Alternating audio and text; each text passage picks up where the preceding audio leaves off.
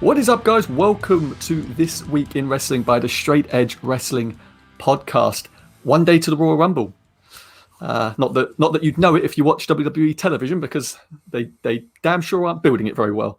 But of course you did know that. Fucking Daniel Bryan started SmackDown off of it. What are you chatting? But did you even watch the event? Other than the fact that they've been building it for about 2 weeks rather than their normal 2 month build towards it. But there we are. No, they've done the last month because AJ's eliminated at least three or four people from the. Normally by now we have a pretty good idea who's going to be winning the Rumbles, but we'll get onto that later. But now we'll get onto that later. But we haven't really. I'll break down my logic later. They haven't really been setting up any particular winners. I've got some ideas, but no one seems to be because we'll get to that later during our predictions. But please like and subscribe to us here on YouTube if you are new. Head on over and follow us on Twitter at SEW_podcast. I'll be following along with the Royal Rumble tomorrow live, and you can. And I'll break down all the news as and when it happens. Like this week has been a big news week, a very, very, very big news week. I feel like I missed out. In fact, probably one of the biggest news stories in a very long time, in that WWE Network has been sold. It is no more in the United States as of March 16th. Who's my money going to? Well, no, here in the United Kingdom, it will remain. But here's the basic news story. So on March 16th, WWE will be shifting over to Peacock, the NBC Universal streaming service, obviously the parent company for the USA Network. NBCU. Fox is loving that. NBCU is paying $1 billion over the next 5 years to WWE for the rights to their pay-per-views and to the WWE Network. So, Peacock. Hang on. Who the fuck will pay $1 billion right now for a WWE pay-per-view? I think it says a lot, right? So obviously, and it's just content, right? So remember this: they don't own that; they're just paying for licensing. So WWE still owns all their archives and their content. The only good thing from that $1 billion it means you get like the Undertaker story. Yeah. So that's the only thing that could be worth $1 billion right now, apart from the Stay Cold interviews. Yeah. So basically, guys, if you're over in America, Peacock has 3 tiers. It has a free tier, which WWE's content will not be available on. I've confirmed that. A $4.99. The WWE free tier one where they put crappy stuff on that no one cares about. I think there'll be an equivalent, but it won't be like the free access like with some of the NBC Universal Peacock stuff. You get free access to like The Office and bits. Because they won't get any stuff to do with Fox, will they? On that? No. Well, so right, I'll get onto that. The return of Renee Young. I will get onto the Fox thing. So $4.99, they've got a $4.99 tier, which is ad supported. So they'll just throw an ad on before the show and halfway through the show. And then the $9.99 tier. So essentially, you and anyone that's currently subscribed will be migrated over there on March the 16th automatically. If I'm English, can I get some migrated over and get the whole fucking Peacock for That's what I would honestly. The Americans are getting a damn good deal here, because if you're paying $9.99 before, well, you can continue paying $9.99 and get the expanded tier, which includes all of the NBC content. You know, like things like The Office and whatnot. Like you can get all of the big NBC shows, or you can go down, pay $4.99, still get access to every WWE pay-per-view, the archive, all their original content, plus the Peacock stuff. So they're getting a very good deal out of this. How NBC is getting a good deal out of this for $200 million a year? They're not going to get a fucking $1 billion. I really don't know. Someone broke it down essentially that what NBC is currently paying for is around about $2,000 per person per WWE Network subscriber. So because WWE Network currently has like 1.2 million subscribers, something like that. Is that trying to break it down just for American-wise people that own it? I believe so. Yeah, I believe so. It works out that they're paying around somewhere between $1,800 to $2,000 per person. They only had a couple of million that had that WWE subscription, and that's worldwide. Oh, it's I think it's like 1.5, 1.6, something like that. Because the Americans make up the bulk. Subscription then. I know, right? Why am I not using yours? It's like the bulk of the WWE Network subscribers are are American. But I think what WWE, it's a win-win for WWE really here. Like WWE, It's definitely a win for WWE. They get $1 billion, but what does it mean for the rest of the world that aren't the Americans? Right. Well, so this is the weird thing, right? So on the NBCU press release, it stated that WWE will produce a new documentary series every year going forward. So So I don't know if I'm reading too much into that compared to their several documentary series they release a year. Yeah. So on the press release, it says like a new documentary series every year, and I hope to God they don't mean a new. I hope to God they mean new documentary series, because that's some of the best stuff WWE does. So that, and I think you're right in this. That's my biggest fear, is that now they've sold it off to NBC, they're going to be a bit like laissez-faire on the originals.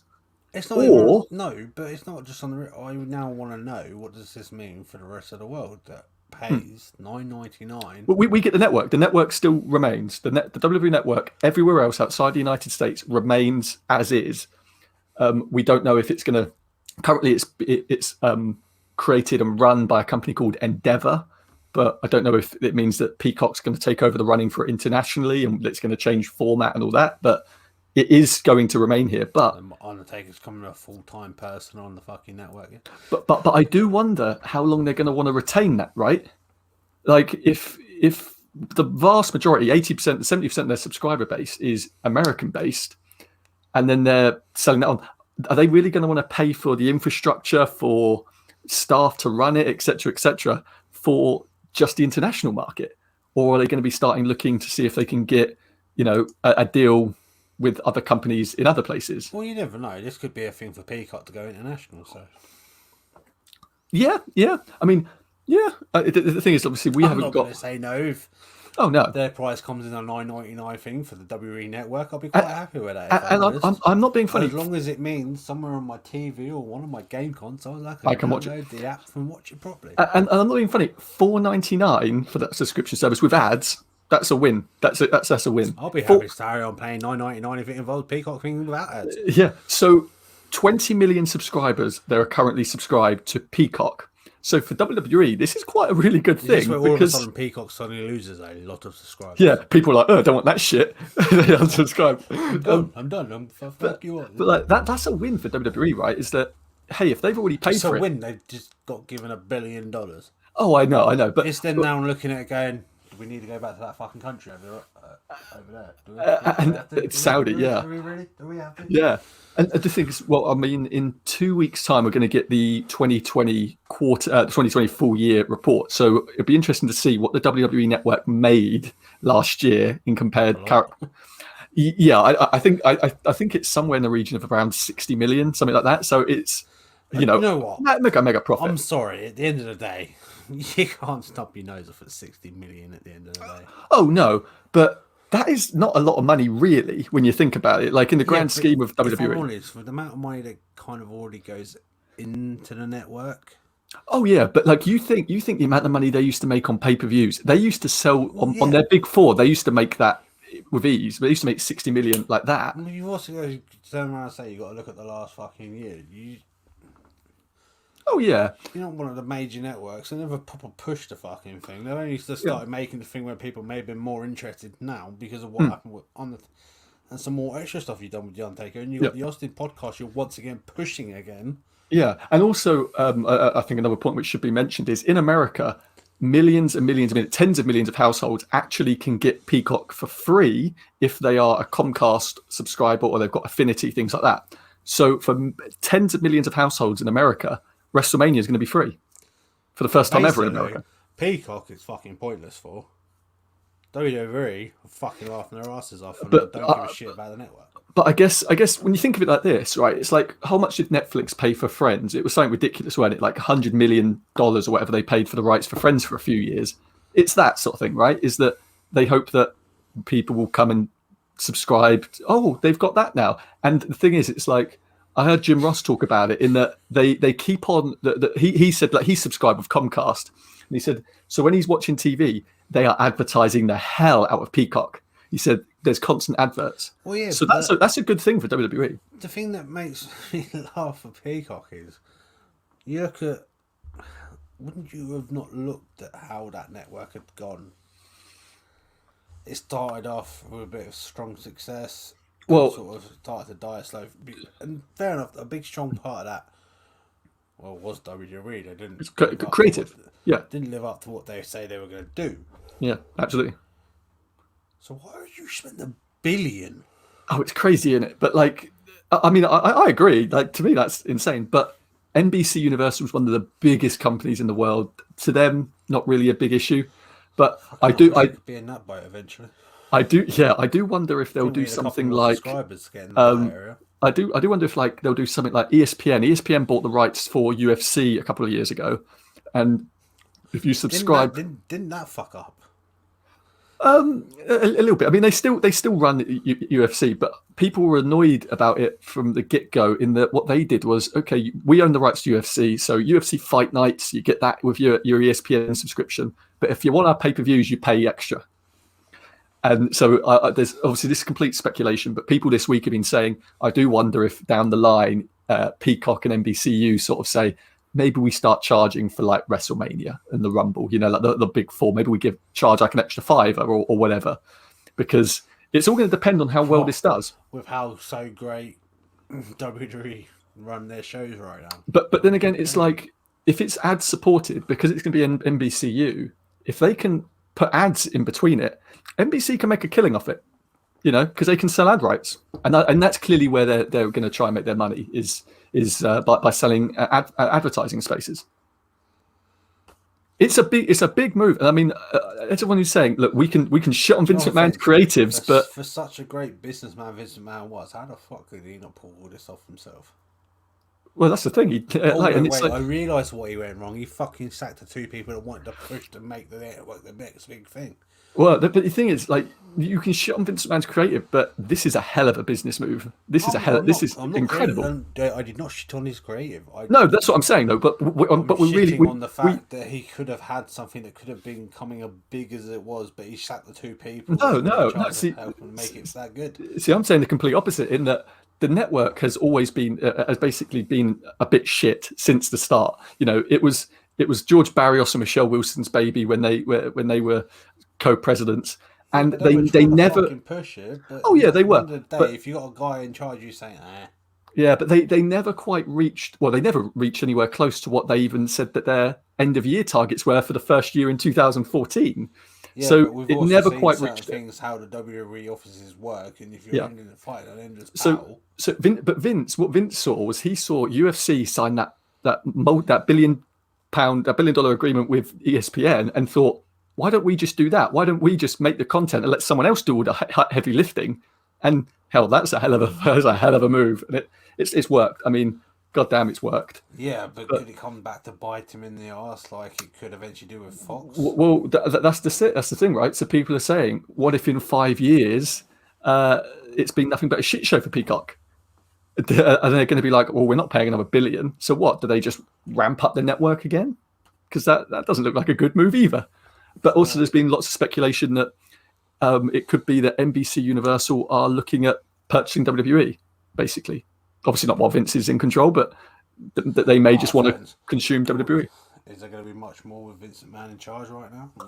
I shouldn't think so. Not too many more years. I shouldn't imagine at this rate. But yeah, it's a big old story. And I mean, look, we'll see how it goes. I had a quick look at Peacock. It looks like quite a cool little interface, like Netflix and all this. But they don't run live pay-per-views. And goddamn it, if I mean, I know that they've been smart, so they're putting Fastlane as their first pay-per-view, so they can see how it runs. Because goddamn, if Royal Rumble's still going to be run by WWE. Royal Rumble's still on the network, and then Fastlane will be the first one on Peacock. Because goddamn, if they run WrestleMania as the first pay-per-view and then the damn thing crashed, you would have wrestling fans rioting on the streets. But yeah, I mean, it's a big deal. I mean, this is a weird thing about WWE. Creative take wrestling fans to riot on the street. They take much for anyone to riot on the fucking street. That's true. But I mean, this has been like one of WWE's worst periods creatively since about 1993, and ratings-wise, their worst period ever, and yet somehow that company just keeps on making goddamn money, more money every time. I told you, it's a drug cartel. It's just, it must be a front. It's hitting a bit harder this time around because they've got to now give reasons why the WWE lorries are driving around the country. They're still going around, yeah. Yeah, it's got to be a front, but there we are. It's a drug cartel. But so other than that, we had just this morning, Jon Moxley was back on New Japan television. I'll screw that about now. Jon Moxley after his edit fucking AEW promo. It's just incredible. I like to have sex in the morning because it's the best way to start the day.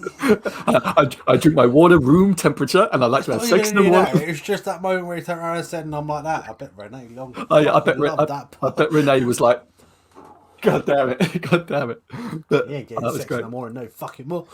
But yeah, Moxley was on New Japan this morning. He went toe-to-toe with Kenta. So was he the one holding the little certificate? Yeah, Kenta's walk into the ring and hand it to the referee and go, "There you go." Kenta's got the certificate. So Moxley interrupted at the end of Kenta's match, and they stood toe to toe. And Moxley finally held the US title that he's not held in ages. I don't understand why he can't hold that on AEW. New Japan aren't happy with that sort of thing, and also I don't believe New Japan gives the wrestler the title to carry. I believe it's like WWE, they take it. They've always wanted to break into the American market, yeah? Yeah. So why not turn around and say, hold that belt in your company, we talk to AEW, boom.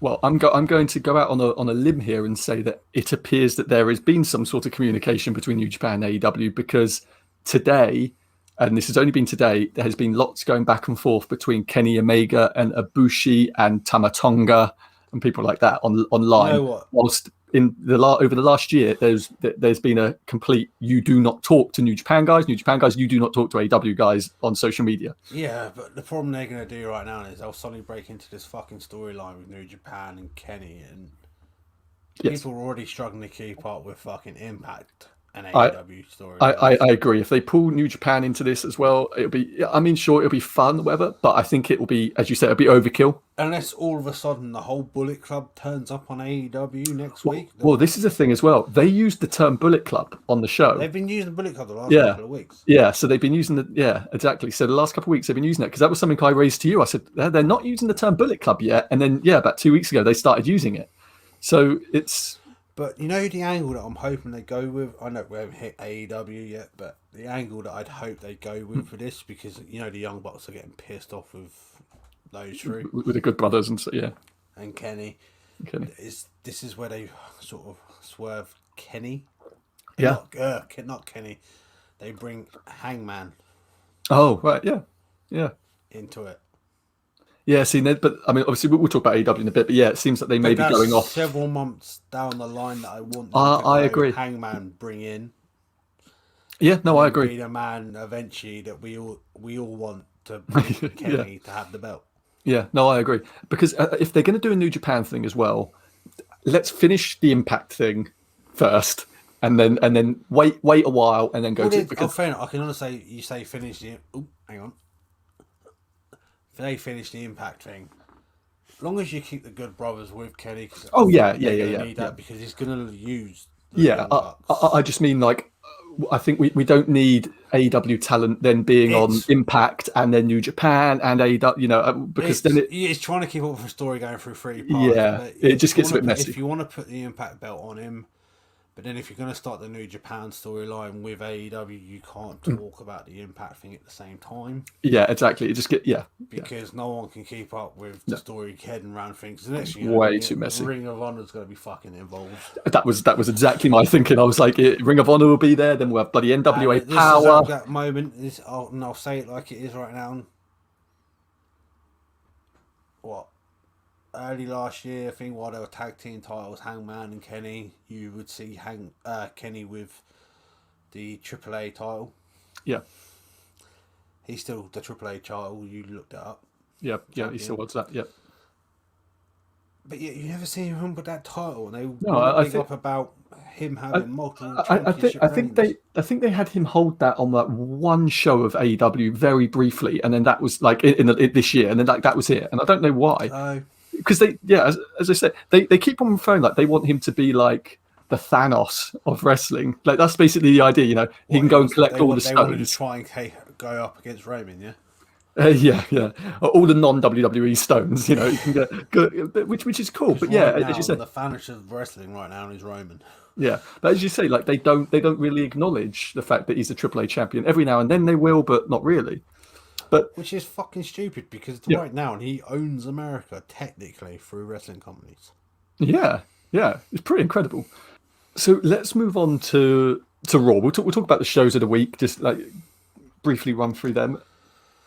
So what did you think of Raw?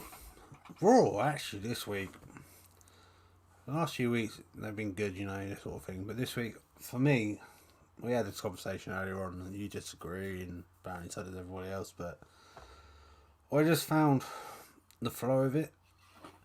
I just found a bit entertaining. I didn't find a bit that was kind of boring.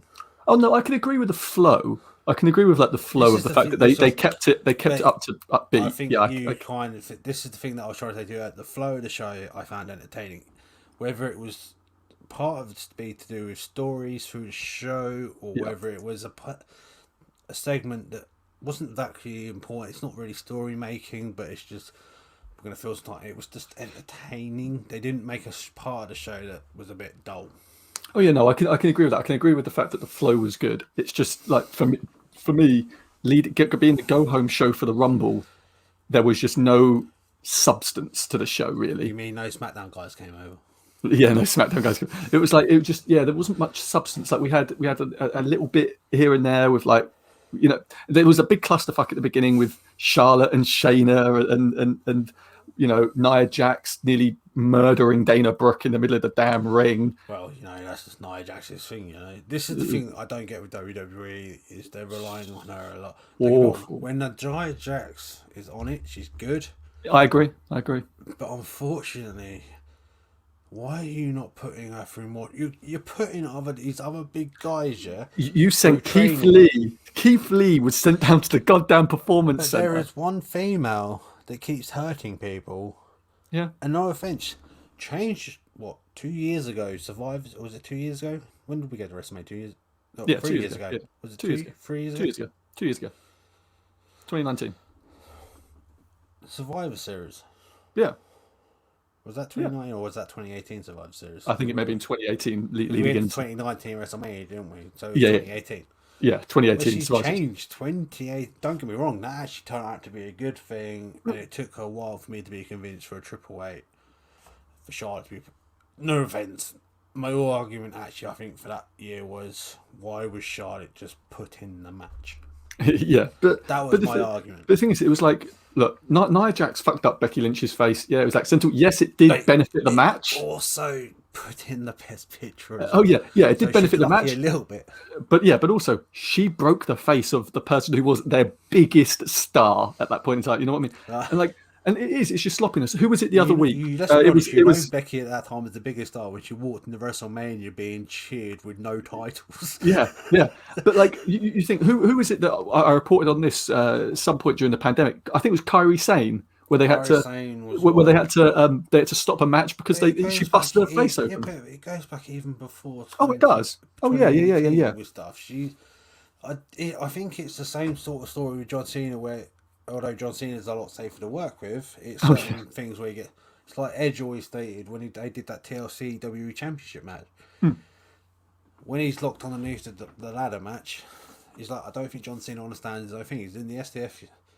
He doesn't realise his own strength. Yeah. And he passed out, and the next thing you know, he's coming around having that ladder foot in. Yeah. But like, I've never, I've heard that, but that seems to be like an exception. You know what I mean? Like, I've never heard anyone come out and say, I would never get back in a ring with John Cena. The problem is, you look at her style every week, Nia Jax. You look at like the Samoan drop. She drops it with so much varsh, and she's a big girl. She has a lot of weight to also drop on someone at the same time while doing that move. I don't think she gets her own power and weight, not only her own power or weight ratio. But I'm not being funny. She's been around for many, many years now, and I think if she doesn't get it by now, then there's a damn problem. And it's not that I don't think she gets it. I don't think that she doesn't get it. I think she doesn't care. I think it's even that. because why people are afraid to mention stuff. she's The Rock's cousin. Yeah. And they're back. They're afraid to say stuff. And go well, I'm sorry. People called her out on the Dana Brooke thing this week, and what did she do? She tweeted out basically telling people to go fuck themselves. You know, it's that. It's like I don't know. It's a bit of arrogance. But if you're in a bit right now where you've over the past, nothing really happens to you. Yeah, she knows she's untouchable. She knows she is. And as I say, they had the balls to send Keith Lee down to the Performance Centre. Send her down, for the love of God. Send her down there. Whether or not she injured Dana Brooke, she probably didn't. But that's not the point. And I get a little bit worried with Sasha Banks. Even now, I get a little bit worried with Sasha Banks when she gets worked up in the match. Because she gets a bit overexcited and can get a bit thing. But then I think she saw it and she adapted. She changed, because I've not seen anything out of her this year that's worried me at all. No, there's a few bits where there's certain moves where she's always. Get a bit. I'm a bit. Yeah. But it's only through previous thing where she's ended Paige's career. And there's been a couple of other injuries, but through that. But then it's like I heard Sean Moss. Nothing's ever happened since now in the last few years. So. Yeah, I heard SRS and Jimmy Van talk about this. About like there was a point in time where like people would really shit on Seth Rollins. Really sit on Seth Rollins. About him being dangerous because of what happened to Sting. But it's like no. The thing is with that was one time. Sting's even said not Seth's fault at all. It was a one-time accident. You never hear anything from it. You never hear about Seth being desperate. The buckle bomb was a fucking dodgy one, because let's be honest. Of course, Finn as well. But Finn on the thing, and people say it's Finn's fault, but Finn's trying his best to put his arms out, but he got through a little bit too early. That's it. But it's like both of those things were just neither man was in the wrong. It was just one of those things that happens in the wrestling business. But when you're like Nia Jax punching someone in the face. It's not even that, but with Nia Jax, it's a very big constant. At the end of the day, yes, Sasha Banks has the credit to say, at the moment, I have ended Paige's career. Paige could come back hopefully one day. I hope she does. I mean, God, look at Edge. At the end of the day, though, Paige still, at the very early age of having to retire, still has a fucking Hall of Fame career. Yeah. You look at Edge and Daniel Bryan and Sting for that matter. All coming back. But I'll get back on the fucking Sting, the little fuck. We'll get on Sting in a bit. But yeah, so else on Raw, there wasn't really much else. But the show ended. The big thing at the end was Randy Orton and Alexa Bliss. That was really their moment that they were building to for the show. I was a little upset for that part. It's been underwhelming. I was hoping. You know what? One, I was finally loving the fact that the Raw women's title was finally on the line. I was loving that. Yep. I tweeted that out live saying, "Oh, Jesus Christ, they remember she has a title."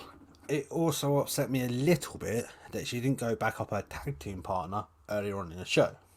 But this is the point which I think I made this 2 weeks ago, in that they put Charlotte out there against someone. I think it was Lacey Evans, and then Flair got involved, and Asuka there was no Asuka, and you think, but they're supposed to. Why was it up? You know what? In those kind of situations, you look at like a family thing, and family gets you like that. No, but you think, well, why wasn't Asuka even going to the ring with Charlotte? Because Charlotte goes to the ring with Asuka whenever Asuka's got a match normally. But I've been saying that for the last few weeks. So I love but I was wondering earlier on in the show that you had Mandy and Dana come out, and Asuka's nowhere to be. Fair enough, maybe we're gonna save you for the main event, but at least you want to come out and check on your partner, but make it a bit more believable. Don't get me wrong, as I say, for me, the flow of the show, entertainment wise, was very good this week. Yeah, I think there are stuff you can question. I think the problem with it was that it was like a clusterfuck, and they're doing that thing again where they're overusing certain talents on the same night for no reason, which is a bit weird. There was a couple of good things. Overusing fucking talent, right? Yeah. There was SmackDown, Yeah. There was a few good things. Like Edge, always cut an incredible promo. Yeah, it's quite nice to see that he's finally decided to put his return date in. Yeah, and he's gonna be in the Rumble. But yeah, other than that, there wasn't really much to it. And then start with AEW. No. We do not start with AEW. We always start with NXT. Okay, we'll start with NXT then. So NXT they're obviously still going through the Dusty Classic. So we had various men and women's Dusty Classics. We have MSK versus Drake Maverick. The thing that's also confusing me with it is where they're jumping around, because I do not watch like 205 Live. No. Nor will I ever watch 205 Live, if I'm honest. Because it's a pointless show because the championship is on NXT. But you've got both of them like going on 205 Live. When the hell did women get involved on 205 Live? Yeah, I don't know. I literally, I couldn't even answer you. I have never I don't think I've ever watched an episode. I think the only 205 Live I've ever seen is when we were physically in the building and they recorded it after SmackDown. I think that's you mean that's like 2-3 times that we watched that one? Yeah, I think that's the only time I've ever watched any 205 Live. Is that when I went to the bar to start with? Yeah. But yeah, like I said to you, I've since the start, I've really enjoyed the Finn. Undisputed Era Pete Dunne thing. I think they're doing that, and they're building that very, very well. As I say, and they're building it throughout the night every time. That's what I really like about it. They do the promos. NXT this week compared to like last week, where I thought AEW was definitely the better show. Because this week round they are starting to use these classic the class to build stories off of.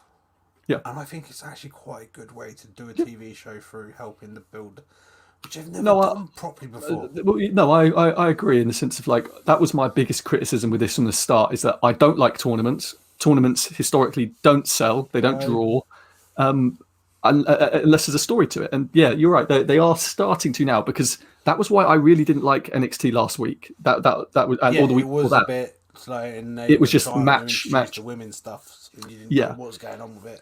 Yeah, no, I do agree. Yeah, and like because obviously they brought in like the dust in one of the matches they had. What was it? The Grizzled Young Vets versus Kushida and Leon Ruff, which obviously with that they're building with the way and stuff. Like they're building all their story into it. I'm still convinced though that the Stalker should be going after Dexter Lumis, the young blood. Yeah, but the future. I call him the future. I think Austin Theory. I like what they're doing with Austin Theory. Austin Theory's going well. I don't have much faith that they have faith in him at this moment. He's the young Randy Orton. Look at what Randy Orton is now. Don't look at his face right at the moment because he's a bit. He needs to get some plastic surgery done over that. Yeah. But, do you know what the best thing about that? Just going back to Randy Orton, it's like this: how are they going to get out of this? Right? Like one day, Randy Orton's just going to turn up normal. No, it's not even that. One of the issues that I have at the moment with Raw, they put themselves in a corner right now with not actually having fans because they can do these crazy things where like Bliss, where all of a sudden she's one thing, and then all of a sudden, oh no, I'm that innocent guy. Then all of a sudden, when they get fans, when they get fans, I'm that evil person. Yeah, when their fans are back, they can't do that anymore. And the only way you can get away with that is by turning around to the fans and saying, we are now running this like a TV show. Yeah, like a studio audience. There will be pre-recorded stuff. We need you to go with it. Problem is, they're still wrestling fans. They're not gonna. Wrestling fans are fucking assholes. They're not gonna do that. Let's be honest. We know that through Finger when we SmackDown and it all came out about JBL. Yes, but the English fans will still put their hands up saying we're the reasons why he's not being a fucking commentator. Yeah, but no, I agree. It's like if they want to do a studio audience thing, they're going to have to do it all as backstage things. It'll be one of those things where in a match that she won't be like that. Or it'll look really bad because they'll have to like smuggle her under the ring strap to quickly get changed and back up, and it'll be like a longer. They'll never be able to do that in time for how it is because that's literally changing her makeup. Yeah, but that's what I mean. It's like if they like Undertaker said it before, they'll. Yeah, and I want to see the camera underneath because that's the boobs to watch. They've said it before, like they'll have people under the ring to do people's hair and do all that stuff and masks and all that bits if they need it. But that is a lot, and it'll be like a freaking 3-4 minute gap. That's where she comes flying out, changing from a pink purplish t-shirt to a black t-shirt. Yeah. The rest of her plastic fucking black thing falls off. But then again, my assumption like a pain at that moment. My assumption is that by WrestleMania, by the time they have fans in the arena for WrestleMania, that is going to be done. They're not going to be doing that shit anymore because the certain demon's going to be back, terrorizing people. Exactly. So I think she'll be part of the entrance in her gear. I know we're supposed to be talking about NXT right now, but I tell you what, I was generally thinking at one point they were actually going to bring like Randy Orton out of the Royal Rumble wearing his cum-dum mask.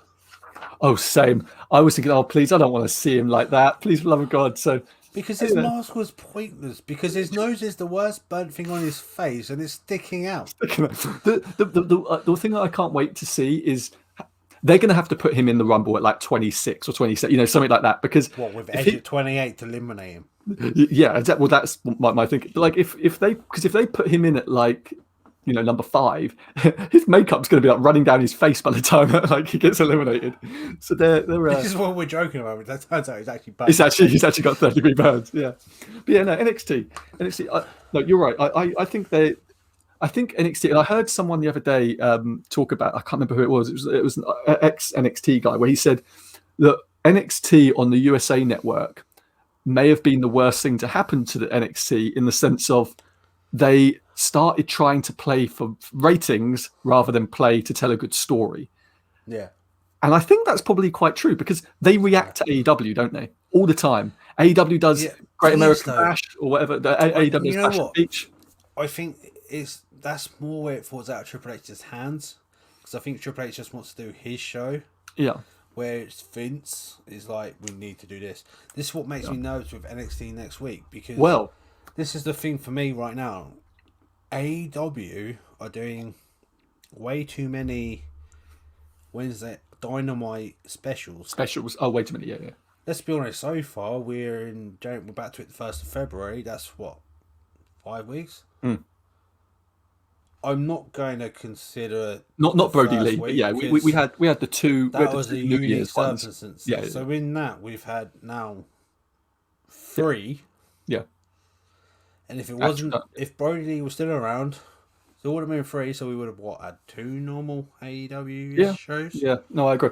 But look, here's another thing which I should have mentioned probably at the top of the show is that there's a chance that NXT. Well, no, there isn't a chance. NXT will probably definitely be moving from Wednesday nights at some point over the next year because NBC Universal has just shut down NBC Sports, or they're in the process of shutting down NBC Sports. And currently, NBC Sports shows on a Wednesday the NHL. And unfortunately, NHL takes precedence over NXT, which means that NHL goes in that time slot when it goes to the USA Network. When does Impact normally shown in America? Tuesdays, I believe. Nice. Yeah, it is, yeah.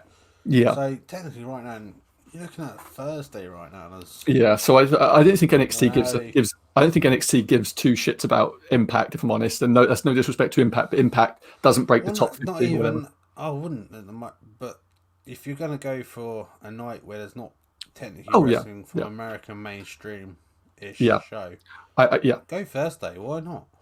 Yeah. At the end of the day, I got a feeling this is what's going to fuck AEW up. This is what I was thinking about earlier on, actually. I'm saying about this right now when I still want to finish off part of my thing between NXT and AEW shows. But I'll come back to that in a little while. I just thought it was a good point to raise there because we may not even be having this discussion much longer. I'm going to get very nervous between AEW and what TNT will do. Because no offence, they've got a lot of followers starting to throw through at the moment and things, and let's be honest, there's a lot of stuff happening outside in the world which can help towards these views. Yeah. I'm afraid that TNT is going to do what basically happened. And as you said, Impact's not a big deal right now. But TNA was a big impact. Yeah. And they went almost bankrupt where they bought Hogan and things, and the network wanted to go up against fucking Raw. I'm afraid that TNT is going to get to that point where they thought WCW was, where we could throw them up against Raw.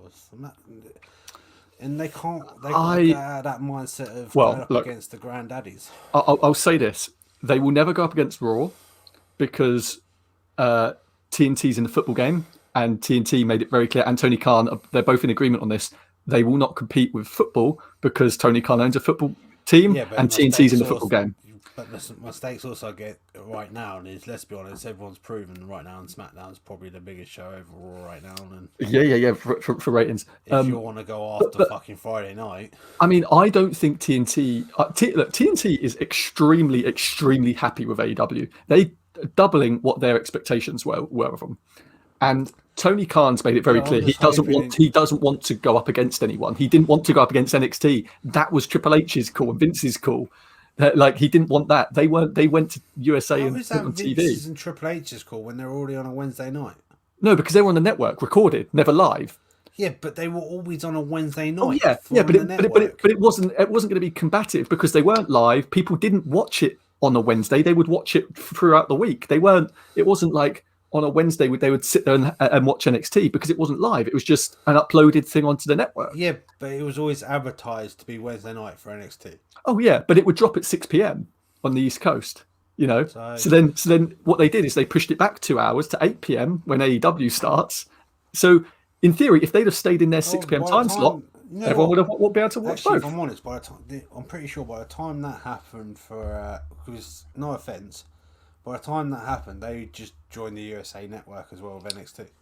No, so AEW announced their Wednesday night time slot, and then literally the next week, WWE signed the deal negotiated a deal with USA for NXT.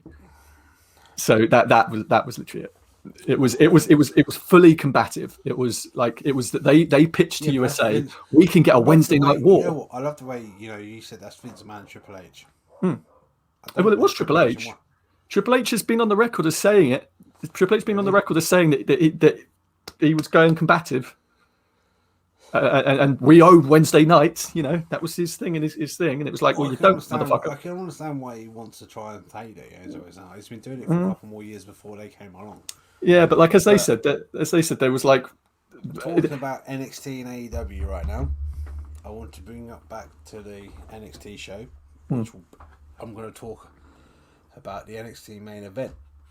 Yes. And I want to quickly just say, compare it. I'm not going to bring up the AEW main event right now. I'm just going to compare my thoughts to the AEW main event. I felt that the NXT main event was slightly better than the AEW one because of the intensity and how the story and the intensity in it was involved. So I thought it was slightly better. I agree. Because you could have had that intensity between I agree, 100%. The Young Bucks and the Good Brothers. Yeah. That's what they call themselves now, yeah? Yeah. You could have had it between those two, the intensity, but you don't. Yeah, no, I agree. That it becomes just like an exhibition match between the Bucks and the Good Brothers. No, I agree. That's what I said. Like, it was a great main event because once again, when it comes to AEW, people I think forget how good a certain team are. Yeah. And that's the components between those. Then. Yeah, and like the thing is, it's like once again, both shows done something. Both shows done something very, very, very good there. In that, I think you're absolutely right. I think the match on NXT was 10 times better. I think the close of the show for AEW may have been a little bit better in that we got that Ray Phoenix thing, the Jon Moxley thing, but NXT always seems to like. Me though with that little bit on that part was you had the Ray Phoenix thing, but where was Pac? Yeah, he was on the show because we saw him, but apparently there's more visa things again. So I'm not actually. You now got me nervous for next week that Pac won't be a part of that match. No, from what I can gather, they've recorded it. But from what I gather, when they recorded this Wednesday's one, he wasn't there. But then they recorded next Wednesday's one on the Thursday. He was. Their past just aren't helping. I'm sorry, but yeah, but like the WWE's having the same issue as well, trying to get people over. But no, I think you're right. It's like the Finn but it's not affecting people like WWE shows as much. Yeah, because they haven't been using them. They just don't use them. Not even the part of the things on that is when you're building next week for a special but then show. But then also WWE, like for example, they're telling a story on NXT UK, which I only found out by accident. In Jordan Devlin's back with his cruiserweight title, and he's challenging the NXT cruiserweight champion with it and all that, and doing that, and it's like, God damn it, I didn't even know that was a thing because I don't watch NXT UK. TV today, they're doing that when the cruiserweight title means something over in America. Yeah, so now they're doing that, and it's like right now the American one's busy with a different British person. Yeah, he took out this week and did something else with. Yeah, but they are telling that story on NXT UK. So in their mind, like Which is WWE, they're crazy just because, thinking, I'm from UK and I don't even watch a UK show. no. But like the NXT is thinking of it like that. Oh, we don't need to even bother trying to get these guys out there. We can tell our own stories on NXT UK and we can merge them down the line somewhere. You know what I mean? But no, I think busy getting ready to wrestle as a UK person. Yeah, oh, that's great. Anyway, moving on to AEW. I'll tell you what, like there was a lot of good matches, a lot of good bits on this. But Yeah. I'll say what was actually my favorite match of the night was. After you say that, I'm going to tell you my favorite moment of the night, which made the whole thing for me. Yeah. My favorite match tonight was Jungle Boy versus Dax. It was good.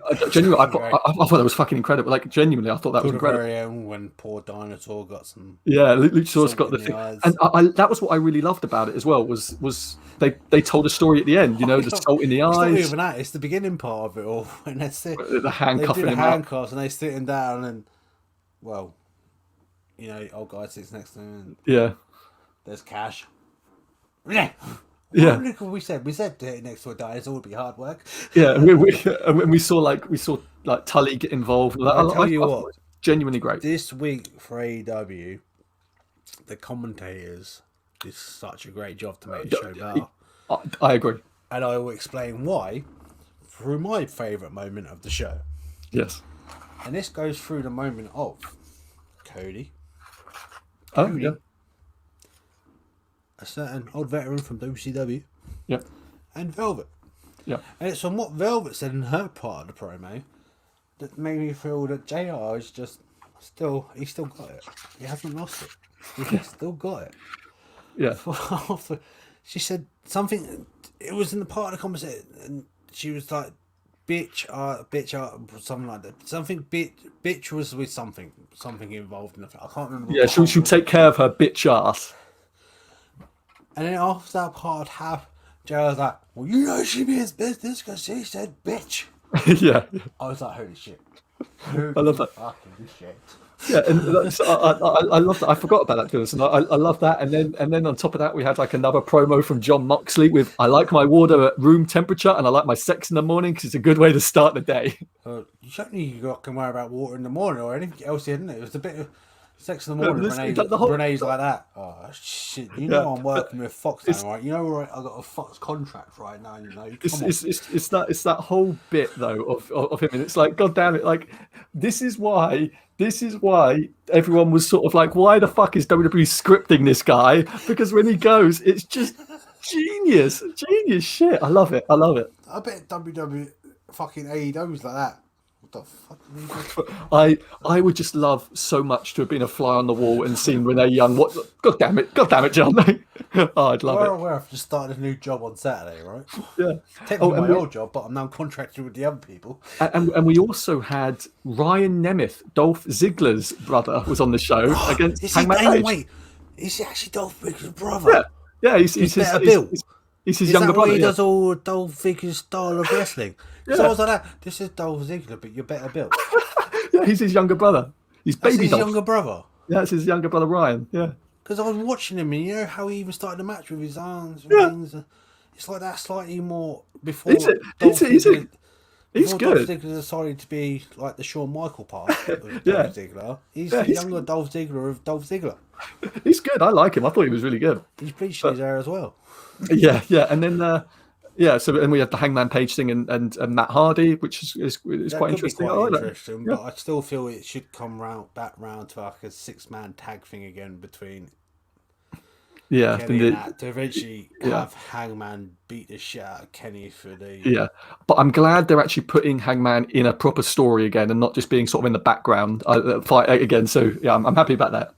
But yeah, and then back to the main event though. Yeah, the Bucks and it was a good match. I got to quickly go back to that because I think people suddenly forget how good a certain group of people actually are. Which ones? Well, not the group you're already aware of, that have been going around for like the last 15 years. I don't know which ones you're on about. What? The Bullet Club, not the Bullet Club. The Elite, yeah, the Young Bucks. Not that group, they're the last ones for the last 10 years. I'm on about Evil Stu. Oh, okay. Oh, the Dark Order. Right, okay. Right, yes. Yeah. The ones, I was thinking there's so many bloody groups in AEW now. The group now, the actual new breed in AEW. Yeah. Because I was watching this a bit, and because they don't use Stu Grayson as much as they fucking should. And I've always said to you, Stu Grayson is one of the best wrestlers they have. Yeah. And I was looking at everyone in the main event, and I was thinking, I thought that Stu Grayson really is. Don't get me wrong, they got many wrestlers in there that are. Oh yeah, like John Silver's phenomenal. Stop being athletes. But Stu Grayson, and I was thinking of Jungle Boy of being almost some of their top wrestlers. Well, at least Jungle Boy's gonna be. You give him at least another 5 years, he's gonna be one of their top athletes. I can't agree more. Stu Grayson, you give him the decent storyline, let him go on a single run. He's already their top fucking wrestler. Yeah, I think we spoke about this during our end of year thing. It's like Stu Grayson, John Silver. They got so many guys in that group, which given that individual Stu Grayson, push, I think has a bit more.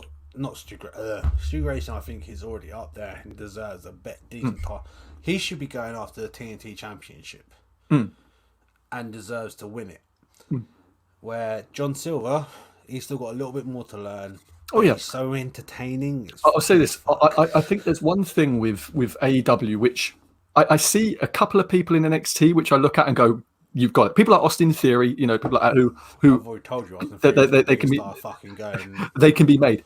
AEW has so many great young talents where you look at it and go, "Oh yeah, it's going to take time." But let's be honest. They can with be Austin Theory, I keep saying they piss me off when they put him yeah, we're not going to go back. We're not going to go back to that. Yeah, fucking Randy Orton. Yeah, we won't go back to that yet. But yeah, he's Randy Orton could put makeup on his face right now. I think that's the thing with AEW is like they have got so many. And JR said it as well. JR said about Jungle Boy at the end of that match was like, "Hey, you come back here in a couple of years, folks, and remember this kid when he's a big star." Jungle Boy's he's already up there. Yeah, but he's a few more years. Do you know what it is about Jungle Boy? He's likable. He's just likable. So yeah, but he's also insane in what he does. Oh yeah, phenomenal. But he's insane. Oh yeah, phenomenal. But it's like you don't realise what Stu Grayson does. Because unfortunately, they use John Silver and Alex Reynolds more. Yeah, and they will use Evil Uno. This is why I'd want to see Stu Grayson have the single run. Yeah, but they're not going to do it for a long time. But Evil Uno be the sort of manager. Yeah, the thing is Don't get me wrong, Evil Uno's got that unique fucking moveset. And what I've realised earlier on is as well, every time Evil Uno has a wrestling match, it's the same referee.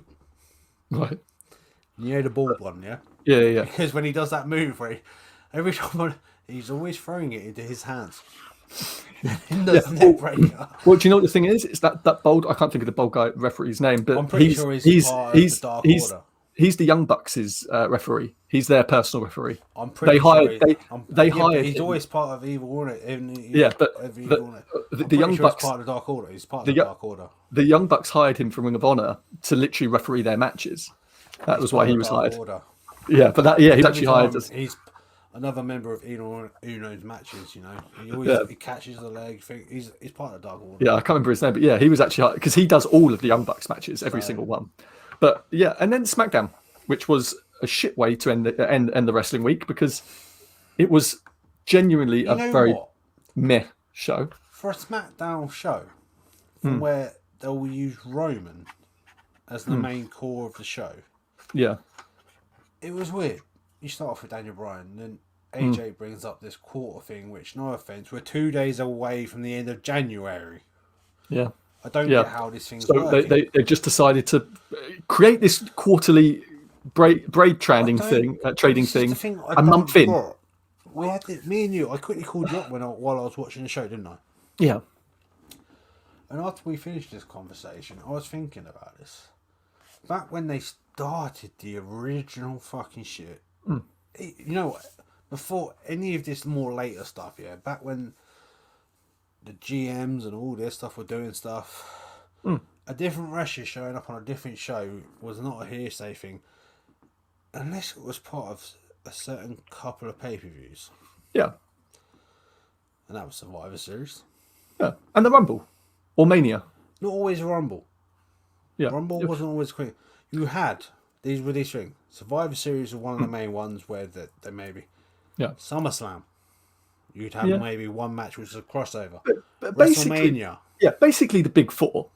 Royal Rumble, truthfully, weren't so much a See, biggest part of it. See, they've always done interpromotional matches at the Rumble. They used to in years gone by. But no, I think you're right. And it's like I'm looking here. I've got Fightful.com open, looking at the Went back results. to it now, and they just feel we had to come up with some excuse why someone from Raw needs to go to SmackDown, and someone from SmackDown and needs to go to Raw. like I've got SRS's notes up here, and his exact words are: "Just say it's a special Super SmackDown. Don't insult our intelligence. It's Rumble weekend. We'll let that shit slide."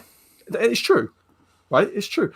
Don't insult our intelligence. Just turn around and go, it's fucking Friday before Royal Rumble. Some of the Raw guys decide we'll come over and show you. Exactly. That's what he's saying. He's saying like, why won't you just say that? No, but and it's not like, even just stating it has to be a super thing. Just turn around from the Raw guys and just have them. No. He's taking the piss because they love using that term, Super SmackDown or Super SmackDown, super stuff. But just have a thing as they turn up as a group. Like sometimes they used to in some of it. They used to in Survivor Series all the time. Things like that.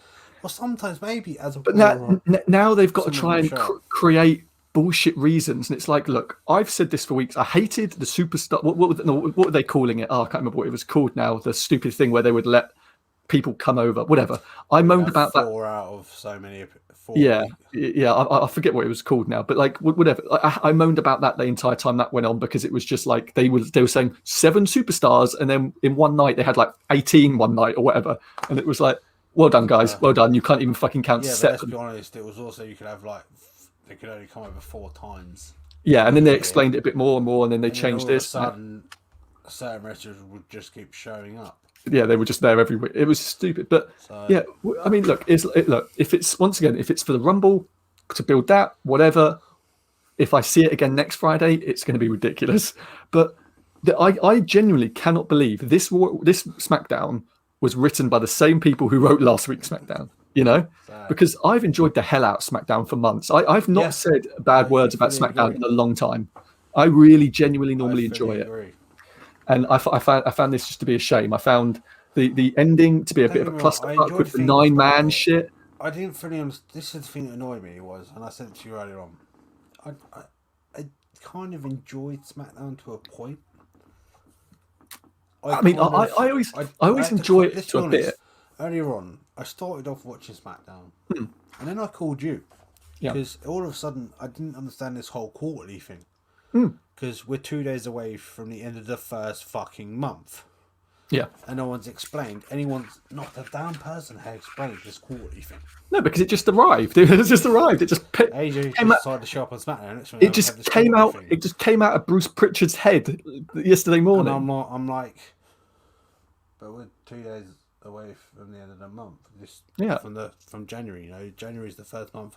That's not a quarterly. Yeah, but there we go. That's the thing, and it's like, look, I haven't finished yet. And then what upset me was how the main event went. Yeah, and that's what I just said. Like, then you had the clusterfuck 9-man. I was loving how, AJ in the end and Daniel Bryan were doing their thing. I love fucking Cesaro in the fucking match outside. Yeah. And even Lars Sabi doing his protesting. Yeah, he was dressed up as Bernie Sanders out there. I got a little upset, but I started to accept the 6-man tag. All right. What I couldn't accept in the end, and this was also, I think, because of SmackDown announcers going, it's a 9-man tag. Well, it's not a 9-man tag, it's a handicap match. It's 5 vs 4. Yeah. Yeah. And but that's what they named it as. They named it a 9-man tag. Yeah, no, I agree. They named it as a 9-man tag. And then a 9-man tag would mean you've got like 9 either side. Yeah, right? And then to close that clusterfuck off, what happens? They had a Raw guy come out and close the damn show. A Raw guy we haven't seen in Braun Strowman. It's like, come on, guys, come on. There was clearly no planning in this. Clearly no planning. And I'll say this. Once again, I loved Roman Reigns and Kevin Owens. Yeah. I thought that was absolutely brilliant. I thought Kevin Owens getting fired up, so Roman Reigns just shutting him down. I thought it was fucking great. Oh, you know what? Fuck you. I thought that was great, and I thought that was really, really actually quite creative. What this show missed, and you know what the Royal Rumble's going to miss? Because I haven't seen Jay Uso's fucking picture on the Royal Rumble yet. No. So tomorrow we have the 2021 Royal Rumble. Royal Rumble's genuinely always my favourite pay-per-view of the year, other than Mania. It's always fun, but we're not going to have an audience this year, so it's going to make it a bit weird. Like, my two favorite pay-per-views got deleted.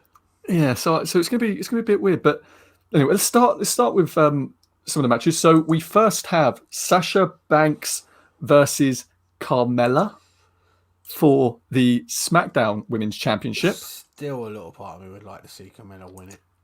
Same here. She's been working hard. Like I said, I don't want to take anything away from Sasha. No, neither do I, because she's been great. Since she's come back, has proven not only that she can still do a talk, but she's 10 times better in the ring. I agree. 100%. I agree. Yeah, I think it's going to be Sasha. I think Sasha's going to win. Yeah. But yeah, no, I think you're absolutely right. I think that there's a good argument for Carmella. I can see Sasha winning it right now is because there's the rumours of Trish coming back for that match. For Mania, yeah. And what's the point in Trish coming back for that match? What's he going to do for anyone? I know they like those Legends matches, and you know, it is what it is, isn't it? Yeah, but if you're going to do this return trip, why not wait another year where hopefully you can have actual fans for that moment for Trish, who deserves that. I agree. Yeah, no, I agree as well. We then have a tag team title match, which, believe it or not, they do exist. Between Charlotte and Asuka, and Nia Jax and Shayna Baszler. Who you got? As much as Nia Jax can worry you on safety, as we've already brought up in this video, I'd like to see Shayna and Nia have it back. Just so that we can start doing something with Asuka's belt.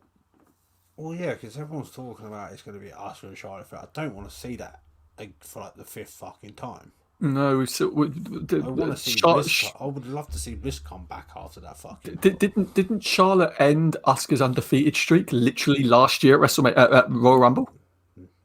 No, that's the year before we. Was it the year before?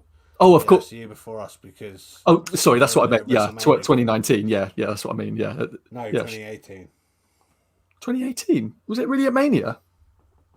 Oh, of course, because she won the Rumble. Royal Rumble. She won the Rumble and then lost at Mania. Won the belt, yeah. Yeah. So So like, I don't want to see it again. 2019. Yeah, I don't want to. I don't want to. In the main event. I don't want to see it again. It's like completely. And we know that because I was freezing my ass off with my coat. Yeah, and then we also saw Charlotte and Asuka last year at not last year, 2019 at the Rumble. But no, I don't need to. On and off for the whole fucking time. That's why I don't really care for the whole fucking one-on-one match right now. Yeah, I don't need to see Charlotte at the moment over near SmackDown.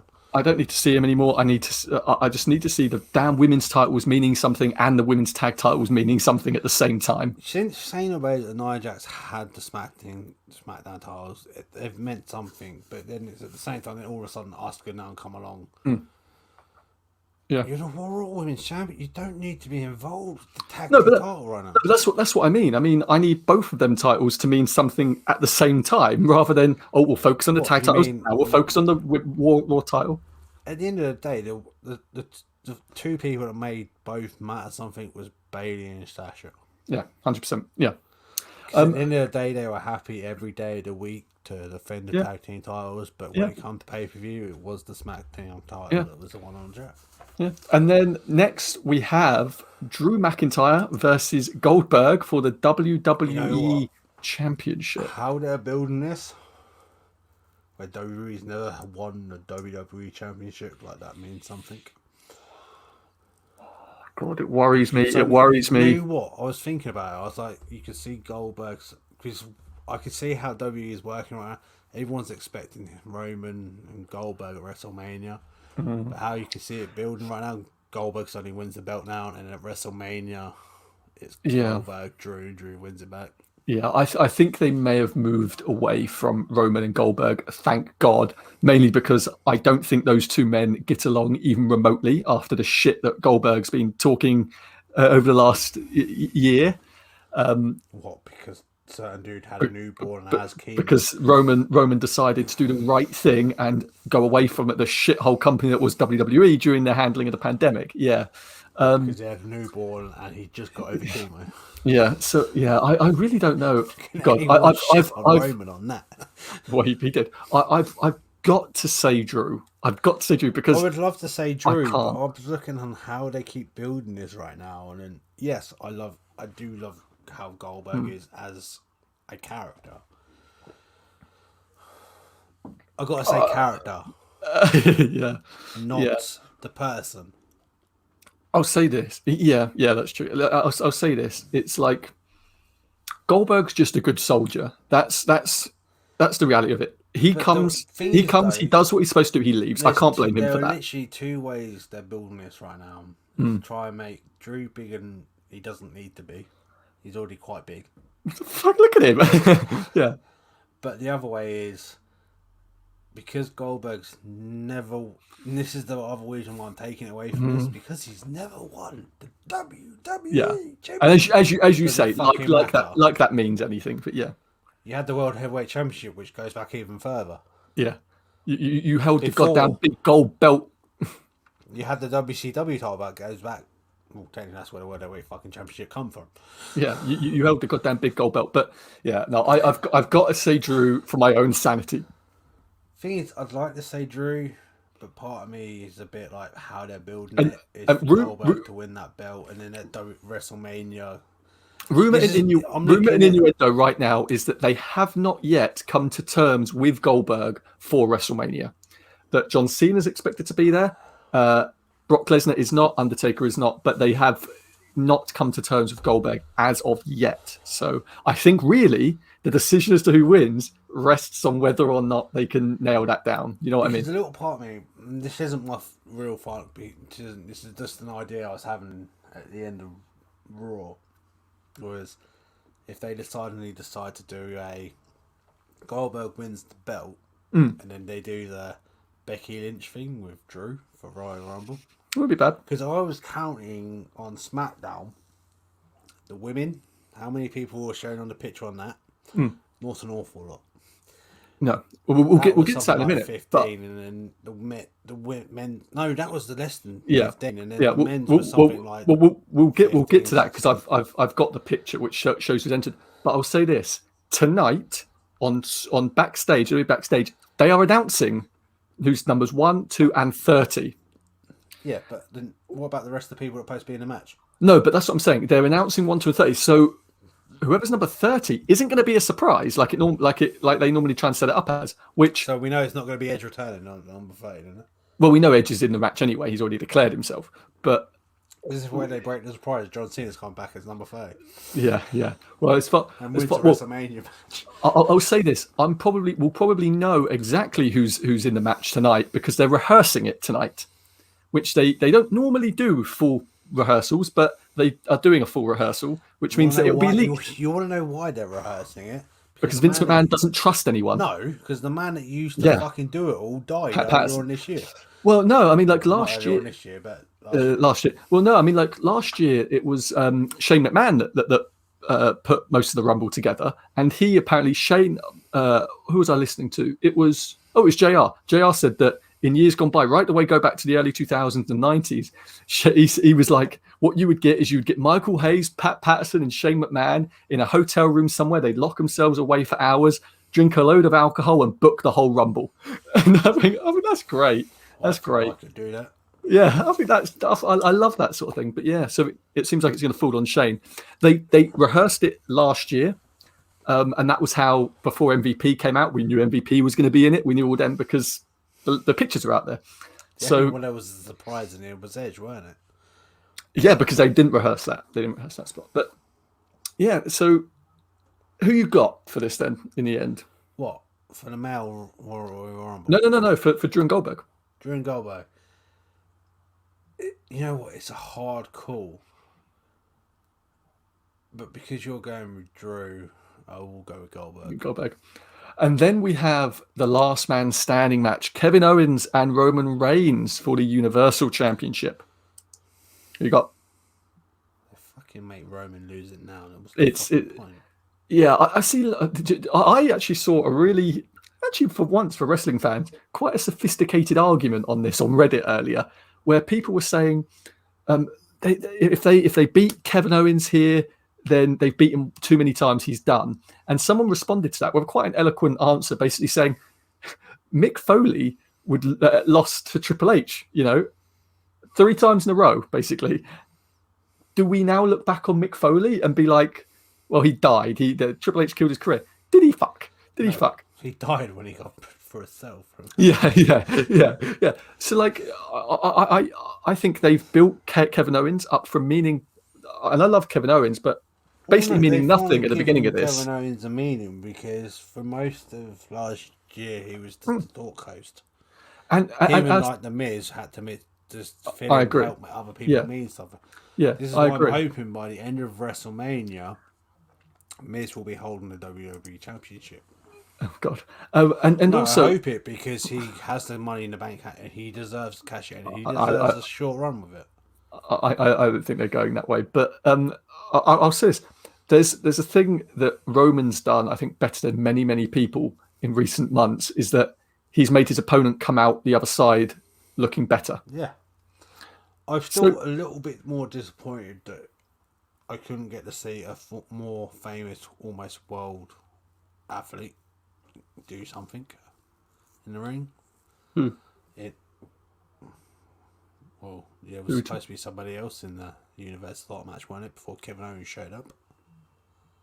Oh, Adam Pearce. Oh, yeah, I was thinking, yeah. Right. I was looking forward to that. After doing my research and looking into it, I don't really think we were the only ones. I think, because no offense, I didn't really properly know about Adam Pearce. I think a lot of people got behind that match. It's because I think not only us, but so many other people were starting to do the research and were thinking this could be really interesting. Yeah, fair enough. Adam Pearce is not going to be at the top of his fucking game anymore. No. But this could be really fucking interesting. Yeah. Now you're bringing weapons involved, which now, so for a guy who hasn't been in the ring properly for a while. No, I do agree. Helps him out more. No, I agree. And it's like, they told the story really well, but I think to their benefit, what they did do is they then told the Kevin Owens story very, very well as well. So yeah, I'm looking forward to this. I'm not saying I'm not, but no, I'm just a little disappointed that I think I would have liked to have finally seen this man in the ring properly. But yeah, no, I mean I've got Roman. I don't see them moving away from Roman quite yet. I can see Roman at least till WrestleMania. Because what's the point in Roman? Oh, absolutely. He's the hottest thing in the company, hottest thing in wrestling. And if it's not to the fucking Jay or his bro, what's the point? Yeah, no, I agree. And then we have the women's Royal Rumble match. I have no idea in this. So, if I'm honest. So currently announced for the women's Royal Rumble, I'll list them out as current is Nia Jax, Charlotte Flair, Bianca Belair, Bayley, Mandy Rose, Dana Brooke, Peyton Royce, Alexa Bliss, Shayna Baszler, Liv Morgan, Ruby Riott, Tamina, and Natalya. So there was a picture of Bayley on that. You didn't mention her name. Yeah, no, I think I did. Bianca Belair and then Bayley. Yeah. Well, because I'm in love with Bayley, but I like to see Alexa Bliss, and I think get the chance. I may be off it, and this is what I mean. Is like they've not really, the women's especially, they've not really given much this year. But no. I think maybe Bianca Belair may be an outsider because they've been doing something with her recently. Yeah, but I still feel there needs to be a bit more of a build. No, I agree, and they should have been building her for the last 4 freaking months.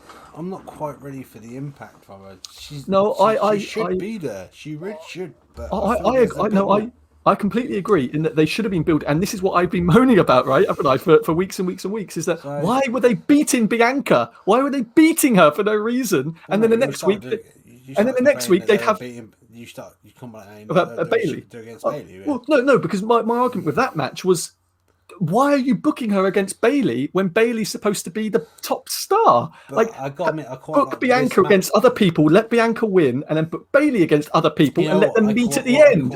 What I quite liked actually was how she did her promo. I agree. Yeah. After the match. I agree. Yeah. Because even as Bayley had a smile on her face at the end of it. Before the start of it, she was pissed, but at the end of it, she had a smile. Yeah. Unless we have some sort of weird surprise, but I can't really think of any female surprises. The Trish isn't going to be in there or anything like that. All of a sudden, Ronda Rousey decides yeah.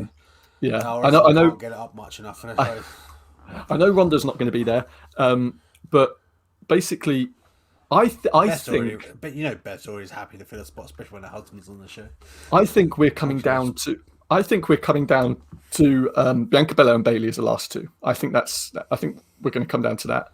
And either way, for me, it would be Bayley to sell the match for WrestleMania against Sasha. Yeah, but also I don't think that's what they care about this year.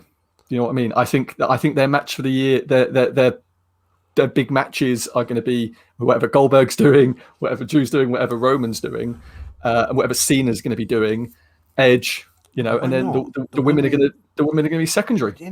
When it comes to that SmackDown title, that's the belt when it comes to women's right now. I'm definitely not saying I agree with it, but I think that's clearly what they're thinking. So I think that's why I thought at this point for WrestleMania, because there's a chance where Trish and Lita will probably show up.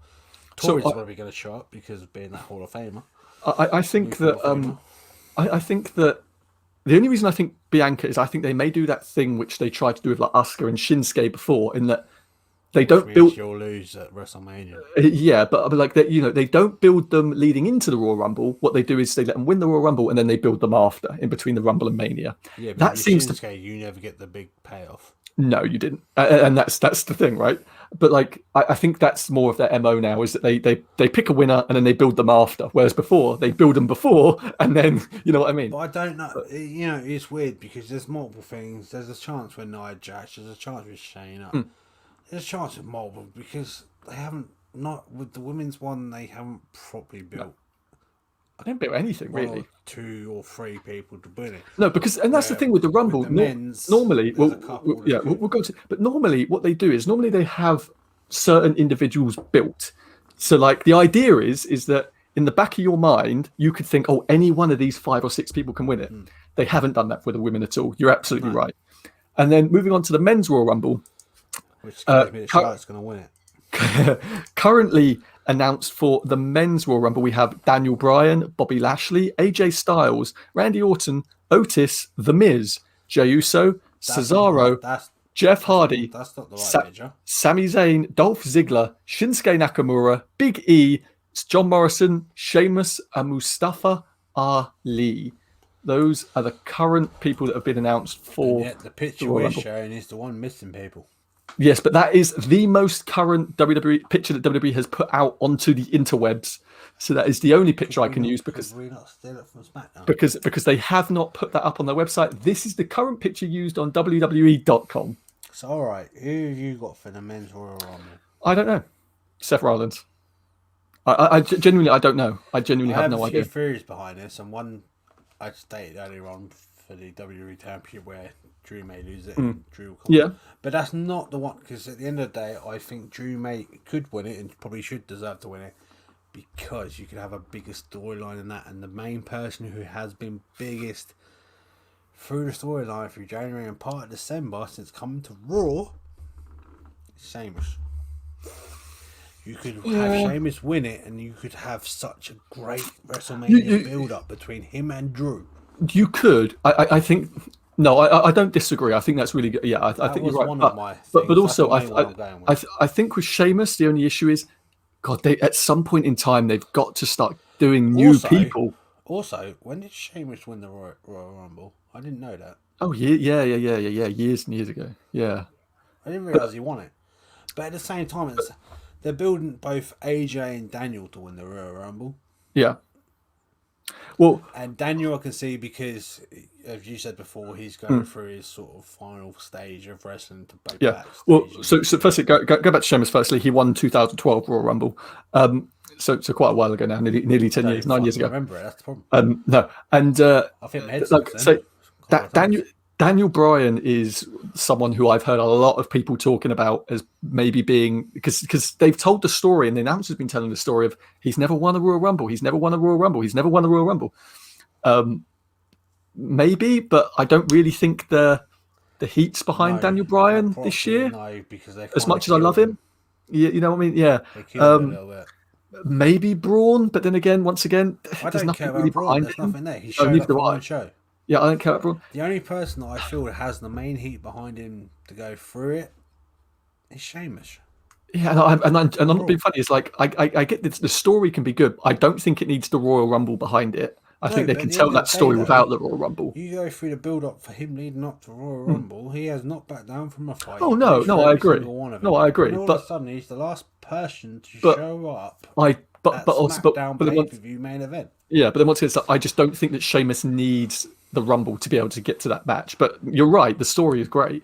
But then it's like, Who But else? the problem is, how do we not know Sheamus will need that to get to the main event because we don't know how certain titles are going to go. No. I'm saying that Sheamus as a character doesn't need the Royal Rumble because they can build. They can just tell that story because they've been telling it for 2 months. If Drew's still the champion after Royal Rumble, then they can get away with that storyline. Yeah, they don't need that for the help. If Goldberg suddenly wins it, then they'll need someone like Sheamus to win a Royal Rumble to help tell that story. Yeah, I once again though, I think this I think everything hinges on whether or not they get Goldberg for Mania, but they can't do the same damn thing again. Goldberg's gonna turn down the money. Yeah, well, he's only they're only getting four events a year, 4 matches a year, so they're obviously trying to be sparse with him. But give me a name for the men's Royal Rumble. Who you got? Sheamus. You think Sheamus? I think. Unless Drew pulls a fucking Becky Lynch, I'm kind of going with Sheamus. Yeah, I'm thinking maybe Daniel Bryan. If Seth Rollins returns, I'm going with Seth, but I have no idea. I don't want the Seth to be going for that title. I don't think that's the truth. I think I need Seth a bit more longer away from the heavyweight picture. Yeah, no, I agree. But as you rightly said, I don't think they've built anyone for the men's one. It's like all of a sudden Becky Lynch is going to suddenly return to Royal Rumble. yeah. But as you said, I don't think there's a clear picture. I think they've done a good job with Sheamus. I think they've done with the men's. They've only built a few certain characters. Yeah, and none of them to me stand out as someone who should win the Rumble. I was looking at, and I was certain points through certain shows, and the only one that key points out to me, if Drew can keep that WWE title at Royal Rumble, Sheamus is the best one for it, because when you hit that that WrestleMania, those two storyline will be fucking great.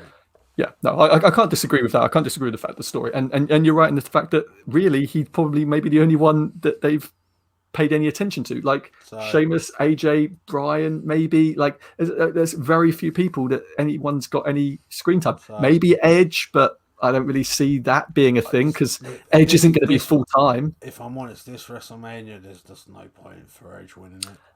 And also, they haven't booked WrestleMania. Like normally by now, we know the card. Normally by now, Vince has booked the card by Survivor Series. He's not touched it. What? I think even if they were like that, Edge, you're going to win Royal Rumble, I think even Edge would be like that. Oh no.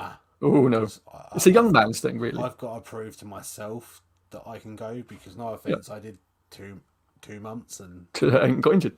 Yeah. Then you made me redo a fucking move and I got injured again. I got injured. Even he stated didn't need to be done. Because maybe my career could be over because I did WrestleMania and now I've done this and I got injured again. Yeah, so I agree. I think more for this one is Edge is going to be more like, I don't want to win this. Yeah, no, I agree. So unless they prove it to myself, unless they pull something out the bag, or unless they just give it to Braun, which I wouldn't enjoy. I don't think that's the right way to go. But there we go. I have no idea. So Braun don't need it at the moment. No. Braun just needs some TV time to beat some people up. Yeah. But anyway, that is it for this week in wrestling news, our Royal Rumble predictions and all that good stuff. Please like and subscribe to us here on this channel. Head over and follow us on Twitter at SEW_podcast. Well, I'll be following along live with the Royal Rumble. We've also got TikTok now. That's a thing. At Straight Edge Wrestling on TikTok. That's a thing because people apparently consume stuff there. Instagram, all that is down in the description below. And we will see you next week for another video. We are out.